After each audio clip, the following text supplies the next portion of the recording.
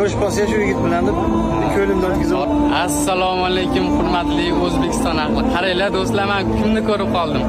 Farg'onadan hoji domlalarimiz ko'rib qoldim. Assalomu alaykum. Bilolbek bilan. Yaxshimisiz domla, zo'rmisiz? Biz mana Bilolbek bilan ko'rishib qoldik. İsmingiz nima sizni? Nodirbek. Nodirbek bilan ko'rishib qoldik. Rahmat.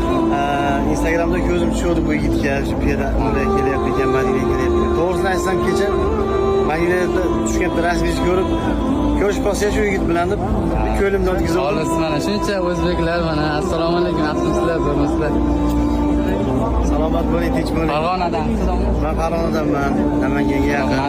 Mashg'ullarni ham salom qilib, Alloh nasib qilgan ekan, buyurdi bu bolaga. Mana bu yigitni islomga kirishibdi.